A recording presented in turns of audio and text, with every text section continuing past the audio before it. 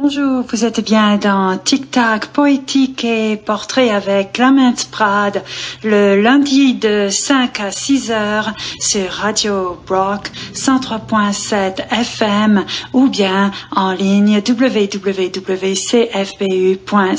Pour le moment, le compte rendu de Je ne le répéterai pas, un roman de 101 pages publié chez Us à Montréal, dont l'auteur est G.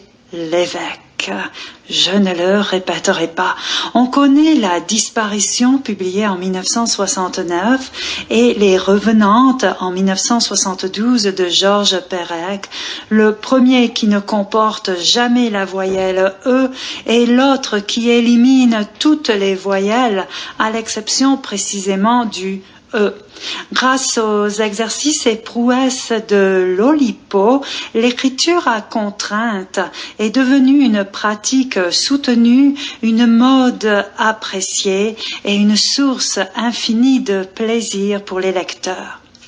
Je ne le répéterai pas de G. Lévesque énonce la contrainte que l'auteur s'est donnée à obéir dès le titre. Dans ces mots, je le cite, tous les noms, les verbes, les adverbes ainsi que les adjectifs ne sont utilisés qu'une seule et unique fois. Fin de citation. Son objectif consiste à inventer, je cite de nouveau, un stimulateur pour la mémoire et à fournir une dimension supplémentaire à l'expérience de la lecture. Alors, Lévesque joue volontiers avec les mots et leurs synonymes et les lecteurs ressentiront vraisemblablement l'impression que les effets étranges créés par la singularité de chaque mot sont souhaités, recherchés, voire provoqués pour le plus grand plaisir des personnes qui y lisent. Ainsi, simplement quelques petits exemples. En l'espace de 28 lignes, pas pages mais lignes, le narrateur, Nick Cassini, désigne son chat, dont les miaulements l'irritent énormément, sous les noms de. Le chat devient la chasseuse de mulots, la vilaine féline, la prédatrice, le mammifère, le fantasmatique félidé, la hantise ésotérique et la manifestation. Ou encore, dans un autre exemple, en 15 lignes cette fois, un poisson rouge mort devient, je cite, la flasque et visqueuse dépouille, la charogne du fretin, les restes du macabé et l'ex-nageur. Je ne sais pas lequel je préfère, mais quelque chose comme l'ex-nageur me plaît beaucoup. Le chat, entre-temps, enfin en tout cas depuis la mort de ce poisson rouge, le chat est devenu je cite de nouveau, un pelucheux fauve apprivoisé. Le vent, lui, se transforme en soufflement cajoleur et la tondeuse à gazon en une faucheuse de lucerne. Je ne le répéterai pas, ne se résume naturellement pas à un simple assemblage de mots comme dans un puzzle.